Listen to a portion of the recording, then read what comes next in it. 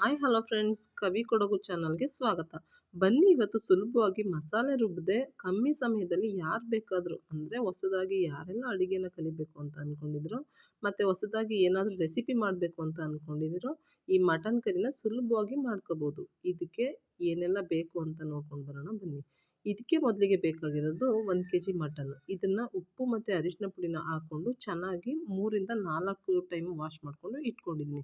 ಮೊದಲಿಗೆ ಒಂದು ಕುಕ್ಕರ್ ತೊಗೊಂಡು ಒಲೆ ಮೇಲೆ ಇಟ್ಟು ಅದಕ್ಕೆ 3 ಅಥವಾ 4 ಟೇಬಲ್ ಸ್ಪೂನ್ ಎಣ್ಣೆ ಹಾಕ್ಕೊಂಡು ಎಣ್ಣೆ ಬಿಸಿ ಆದ ನಂತರ ಈರುಳ್ಳಿ ಮತ್ತು ಮೆಣಸಿನ್ಕಾಯಿನ ಹಾಕ್ಕೊಂಡು ಸ್ವಲ್ಪ ಫ್ರೈ ಮಾಡಿ. ನಂತರ ಅರ್ಧ ಟೇಬಲ್ ಸ್ಪೂನ್ ಅರಿಶಿನ ಪುಡಿ ಹಾಕಿ ಸ್ವಲ್ಪ ಕೈ ಆಡಿಸಿ.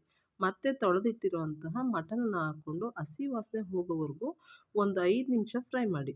ನಂತರ ಸ್ವಲ್ಪ ಉಪ್ಪನ್ನ ಹಾಕ್ಕೊಂಡು ಮಿಕ್ಸ್ ಮಾಡಿ. ಇವಾಗ ಹಸಿ ಸ್ಮೆಲ್ ಹೋದ ನಂತರ 1 ಅಥವಾ 2 ಲೋಟ ನೀರನ್ನ ಸೇರಿಸ್ಕೊಂಡು 2 ನಿಮಿಷ ಬಿಟ್ಟು ಒಂದು ಒಳ್ಳೆ ಮಿಕ್ಸ್ ಮಾಡಿ. ನಂತರ ಕುಕ್ಕರ್ ಮುಚ್ಚನ್ನ ಕ್ಲೋಸ್ ಮಾಡಿ 3 ಅಥವಾ 4 ವಿಶಿಲು ಹಾಕ್ಸಿ. ನಮಗೆ ಇಲ್ಲಿ ಒಳೆ ನೀರು, ಸೊ ಹಾಗಾಗಿ ಮಟನ್ ಬೇಗ ಬೇಯುತ್ತೆ. ನೀವು ನೋಡ್ಕೊಂಡು ವಿಶಿಲ್ ಹಾಕ್ಸ್ಕೊಳ್ಳಿ.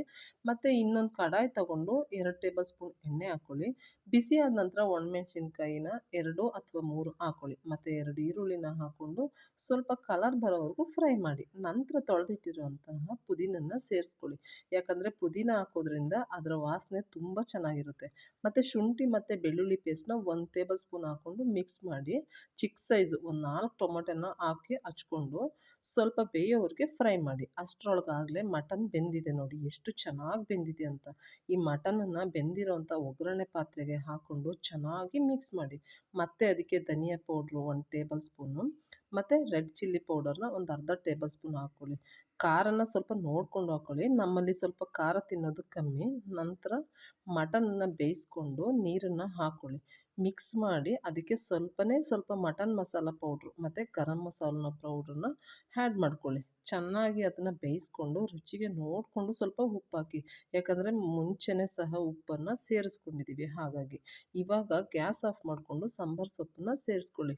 ನೋಡಿ ಯಾವ ರೀತಿ ಕಲರ್ಫುಲ್ ಗೊಜ್ಜು ಬಂದಿದೆ ಅಂತ ನೀವೇ ನೋಡ್ತಾ ಇದ್ದೀರಿ ಅಲ್ವಾ. ನಿಜವಾಗ್ಲೂ ತುಂಬ ಚೆನ್ನಾಗಿ ಬಂದಿದೆ. ನೀವು ಒಂದ್ಸರಿ ಟ್ರೈ ಮಾಡಿ. ಮುದ್ದೆ ಜೊತೆಗೆ, ಚಪಾತಿ, ರೈಸ್ ಜೊತೆಗೆ ಎಲ್ಲದಕ್ಕೂ ಸರಿ ಹೊಂದೋವಂತಹ ಮಟನ್ ಕರಿ. ನೀವು ಸಹ ಮಾಡಿ, ಹೇಗಿದೆ ಅಂತ ಕಮೆಂಟಲ್ಲಿ ಹಾಕಿ. ಮತ್ತು ಯಾರೆಲ್ಲ ನನ್ನ ಚಾನಲ್ನ ಹೊಸದಾಗಿ ನೋಡ್ತಾ ಇದ್ದೀರೋ ಪ್ಲೀಸ್ ಸಬ್ಸ್ಕ್ರೈಬ್ ಮಾಡಿ. Thank you for watching.